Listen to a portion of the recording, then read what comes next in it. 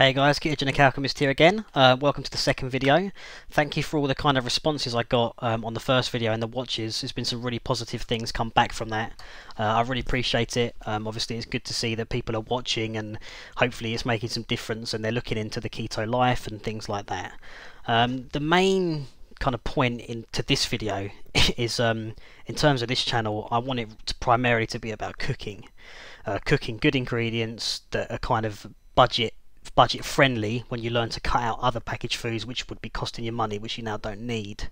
I don't really want to go too much into the kind of science, too much of the diet, or trying to sort of push different things to read. Obviously I will from time to time, because it's important that you know why we're restricting carbohydrates, why we're upping the fats, and the kind of what that does to your body. But I don't want it to be every video's focused on read this, read that, watch this, this is this science, this is that science. I will point you in directions of other channels which can help you and give you that information, and I will of course provide kind of concise, cut down elements of that information, but primarily I want this to be about cooking. So this video really is a follow-up to the other video. I realised I mentioned certain things. I mentioned weighing your food, logging your food, and I mentioned parts about the keto diet, but didn't really explain why, and didn't talk you through my experiences in both dieting and food, and things like that. So this video, I suppose, is an introduction to me and talking you through, I suppose, my day and my kind of relationship with food and how I've implemented things which have ultimately bettered my life. So firstly, I want to talk about the Fitbit. As you can see here, it's the same on the screen. This is the Charge HR. Now, I have had different fitness trackers in the past. I used to use the Jawbone Up 24, which worked great, but I did have some problems with it. It did malfunction a couple of times, and I got myself in a position where the warranty was expired, and I chose to go with the Fitbit because it was the best option around in the time, instead of waiting for the Up 3, which was delayed. And I heard there were problems with keeping it waterproof, because you could potentially swim with the Up 3. So anyway, I went with the Charge HR. The important thing with the Charge HR is, as you can see on the screen here, it keeps your heart rate. It keeps a monitor of your heart rate and your heart rate zones. So your heart rate zones are being fat burn, cardio, and peak. So fat burns when you're kind of doing a light exercise, cardio is when you're pushing things a little harder, and peak's going to be when you're really pushing your heart into kind of its top level. Ultimately, cardio and peak, you're going to see the difference from that workout mainly when you rest, as opposed to actually when you're actually working out in the gym. It's like an after thing, and that's an important thing to mention. Actually, a lot of people, I used to think this. I used to think when I was in the gym and I'm sweating and you're working out, you're burning the fat there and then. Well, you're using calories, but you're not actually burning fat necessarily at that moment in time. A lot of the weight loss is going to happen when you're resting and when you're sleeping, which is where this comes into play with the auto sleep and alarms. This will track your sleep. Without you having to press any buttons or anything like that, it will monitor how much you're sleeping, the quality of your sleep, which to me is very important. You'll know how much you've slept that day in total. You also get your workouts and your activities. So any step you take, any floor you climb in terms of levels and stairs, this is going to log that for you. Any weights you do, is constantly checking your heart rate by these sensors that are on the back of the strap underneath here, which just constantly flash. So it's always keeping a check on your overall health. As you can see, it comes in a varying different colours. I went just with the black one. You also get call notifications. It will tell you when someone's ringing you. It can be quite useful. It will flash up and look exactly like that. And this is the important thing, really, recording your workouts. Just holding the button down, it will go into a stopwatch mode. So if you're on, say, the cross trainer, hit go when you start, hit stop when you finish. It's going to track these things for you automatically, and it will sync to your iPhone. You can use it with iOS or Android. You get this as your dashboard. So this is my dashboard. This contains all my stuff for the day. So today I've been quite busy. I'm working on a new film, doing the music, so I've been kind of focused on that. I haven't really been out too much to walk just yet. We're only 6 o'clock. I'm going to pop out a little bit later. So today it's telling me that I've done sort of 31% of my 15,000. I've only taken 4,715 steps today, and I've done 2 floors. So this is kind of I've just done this walking to and from my kitchen, going upstairs, coming back down the stairs, taking the bin out, just general. I've been pacing. I was talking to a director, so I'm pacing around here and there. This is just general things I've done in my house, which equates to a fair bit, 3.323 miles. And you will do this too without realising it. You are active. So in total today, I have burned 2,063 calories. Now you can see this in more detail. So if we jump into our active calories, so it's telling me that 38% so far of I've taken 951 of my calorie burn has been from me walking around. You can configure these things into your activity. So this is the benchmark view where it shows you in the demographics of where you are. I'm quite high. I take a run average around 14,000. I've been a little less active this past week, but I am in the high percentage of men of my age in terms of activity. So essentially what you want to do is make sure that it's set up the Fitbit for steps. Steps is the primary goal. My goal is 15,000. I set mine to activity. So you've got minutes active, which is an important thing that I look at in terms of my statistics on the computer. So this tells you your activity in miles. This is your water. This is your steps in terms of your benchmark. So the best I've done is 25,000 steps. I've done 250 miles in terms of distance in total. 50 floors in a day is my total, and I've done around 1,000 floors. And this is telling me I've lost 5 pounds since I've started using it. Again, this is your active, because obviously you burn calories just when you sit down, just when you're sitting around, you're burning calories. This is your actual calories you've burned walking, or moving, or running, or weightlifting, or jogging, skipping, all those sorts of things. Here we've got our kind of calories in, calories out. So I've eaten 1,213 calories, and I've burnt just over 2,000. And here I'm mostly under. I probably should eat a little more food really compared to my ins and outs. For instance, yesterday I was at the gym, quite a long session. I burnt 4,964. I only took in 2,111, leaving a deficit of the kind of just under 3,000, which really I should eat more than that essentially. So left to eat today. This is based on your day. So we're 6 o'clock. So it's telling me I've got 834 calories left based on my movement. I will, however, go for a walk, which will probably be around 5 miles. So this figure here of the 834 is going to go up. I will have more to eat tonight. Here's your weight. I'm not going to be ashamed with this. 13 stone and 10 is what I weigh today. That was my weight today. I was sort of 15.4 when I started, just about 7 weeks ago, so I'm quite happy with that progress. This is my target weight, 11 stone 5, where I'm trying to get to. And here's your kind of resting heart rate. So mine, unfortunately, has been kind of fluctuating. It's gone up slightly, just I think because of just stresses in your life, things like that. They affect your heart rate. So where I was at 60, kind of around about the 5th of May, I started going up. I'm currently at around 63, and that's just because I'm starting a new film. While I'm enjoying it, it's stressing me out. And here we can see our sleep. Didn't do too well last night, just 3 hours and 6 minutes of actual sleep. But you can see how this is going to really help you in terms of looking at your overall fitness. So your heart rates for the last 28 days. You know, your steps for the last 28 days. Obviously, I was doing a lot more here. This is getting a little less now because my lifestyle's changed, and that's something that's important to remember. Your life's going to change. You're going to get busy. You're going to not be able to do as much exercise. But it's just being aware of it. You know, yesterday I did 24,000 steps. Day before, just 9. You know, as long as you kind of are aware of what you're putting into your body, and it's not vastly over what you're burning, you're going to continue to lose weight and feel healthy. If that's what your aim is, you may want to be trying to maintain your weight. You know, in which case, you know, you don't want to have a deficit of calories in, calories out. I find this really useful. It shows me what I'm generally doing, what my calorie burn is. This is what I look at. This is what's important to me. I tend to be around 4,000 calories. My average there, 4,000 generally I burn. That was actually yesterday my best one this month, 5,440 when I went to the gym.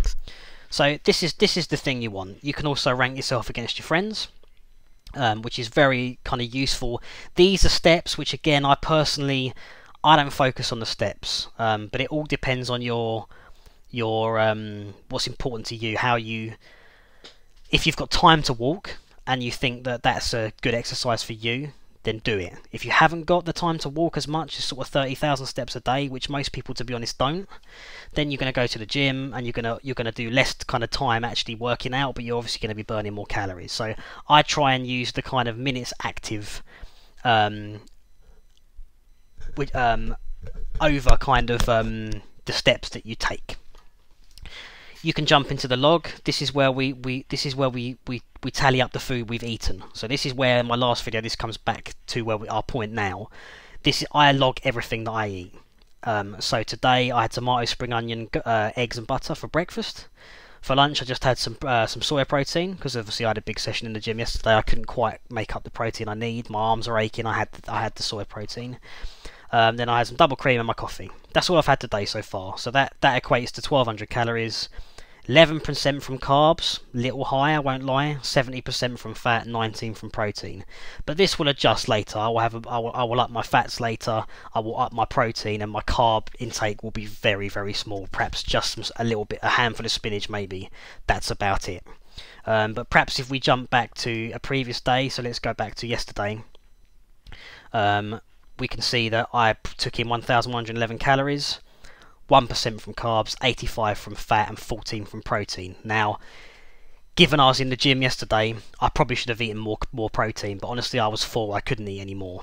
But yesterday consisted of coffee and double cream in the morning, bacon, eggs and butter. I had some bok choy, butter and eggs again for lunch, and then look again, egg, butter and protein because I was tired, and that made up my day there for yesterday. So versus my kind of 4,500 burn, I only took in 2,011. So that's the kind of, I suppose, the basics of Fitbit. I do track my activities as well. So if I go back to our main dashboard here, you can see the recent exercise that you tracked. So if we look, say, at the treadmill, this, I really like this view. It shows me that I kind of ran 2.57 miles for 41 minutes. I burned 600 calories and my average BPM was 159, which sits in a cardio zone. This you can see in real time where your heart rate was, where your calorie burn was, and your zones. So obviously these are going to correlate together. Your calorie burn is going to be higher when your heart rate is higher, which makes sense. But it gives you a very good, the steps I took on the treadmill, which made up to 5,201, the 609 calories of the figure, and it added 42 minutes to my active minutes of that day, which is 133. So it is very useful in terms of tracking your fitness. You can see your workouts in kind of a real-time view. So you can, I do these once a week, every week, every Monday. I'll track and log my activity so I can see how I'm improving. If my heart rate is coming down at the peak of my activity, generally my fitness is improving, which I like. So I would say look on the market. I recommend Fitbit. If you can get a couple of your mates involved, it's incredibly useful, especially if you're following the same diet.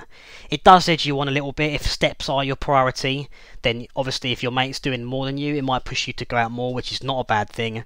Or if you're looking more at calorie burn, or things like that, again the same thing. You can kind of rank yourself against your friends, but perhaps more importantly, you can look at what your friends are eating.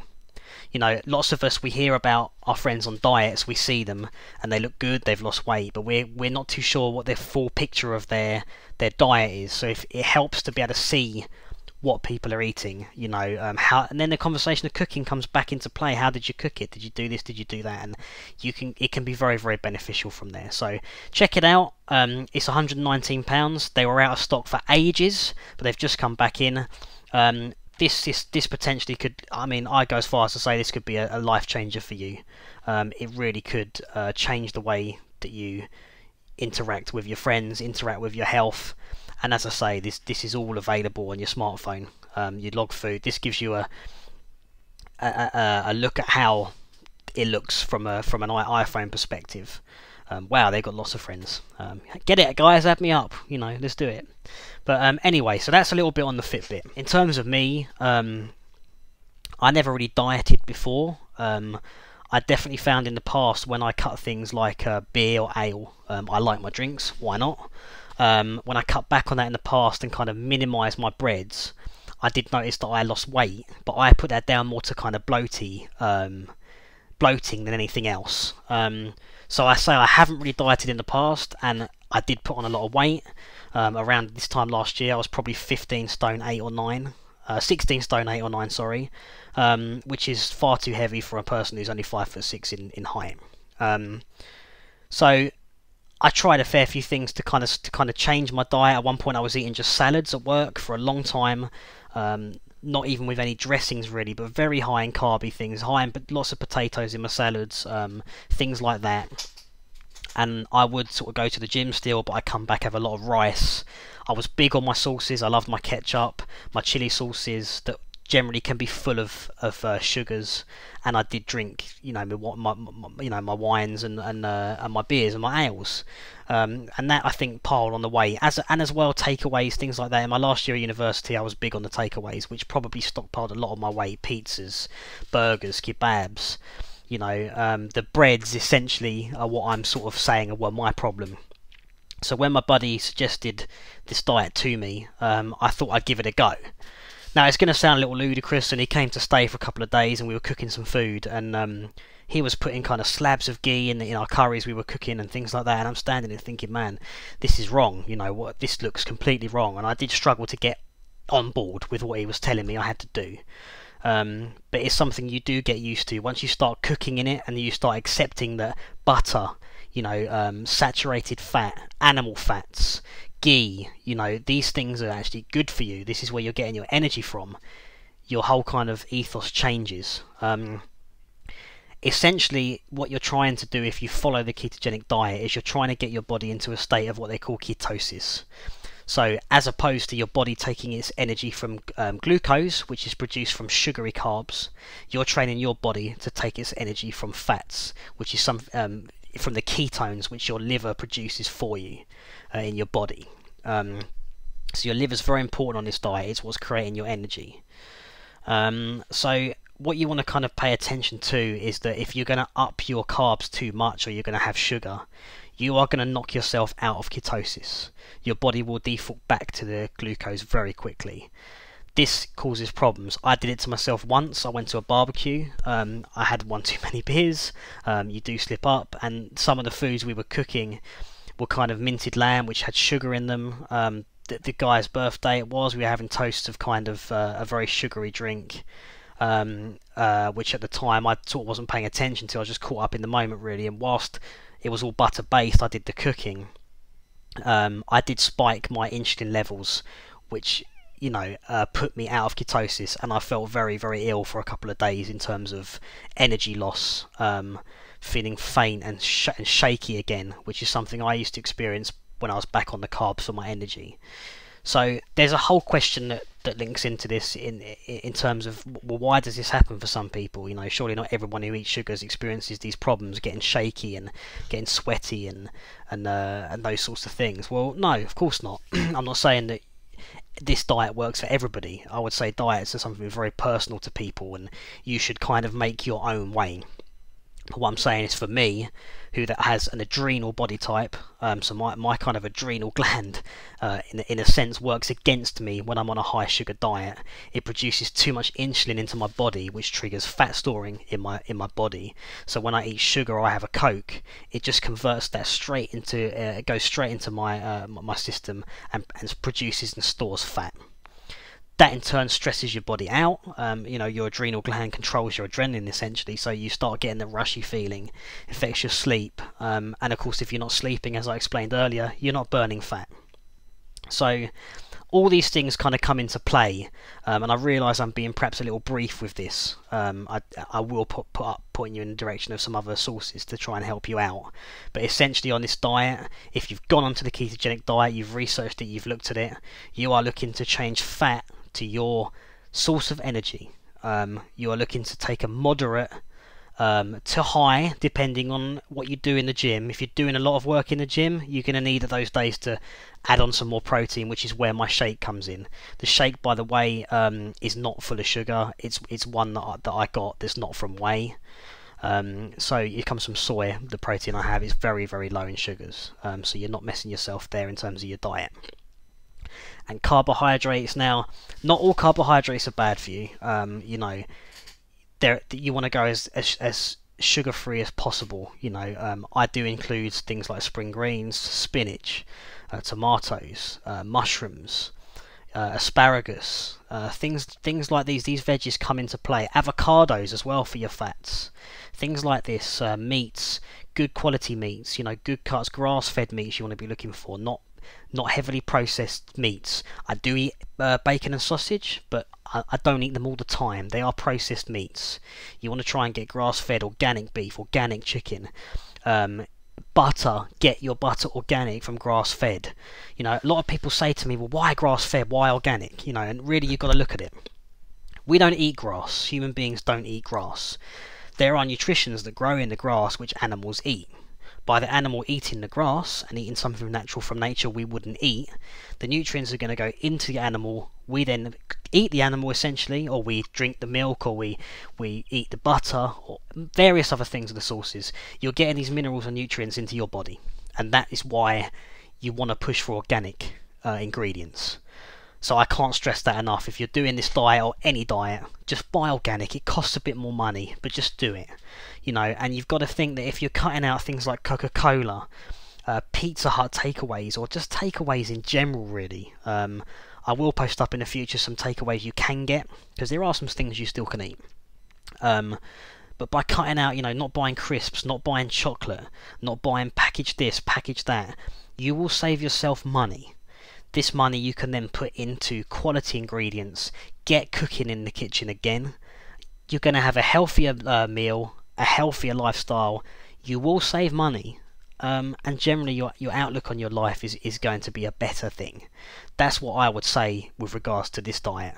If I go out to the shop, if I'm working and I've forgotten my lunch, yeah, sure, it's tricky. Half the stuff you got to walk past. You can't go in McDonald's, you can't go in KFC, you can't go in Burger King. But fine, you can go to Waitrose, you can buy yourself an avocado, you can go to the meat counter, you can buy some fresh meat off the counter, you can buy some cheeses, you can buy some salads and put some of that meat in there. Guys, you can have mayonnaise on this diet. Just as long as you're careful, they haven't added sugars or carbs, but you can have mayonnaise on this diet. Olive oil, tip it on your salads a little bit, why not? Eggs, boiled eggs with some salad and some olive oil, a bit of mayonnaise, fantastic. You can do these things.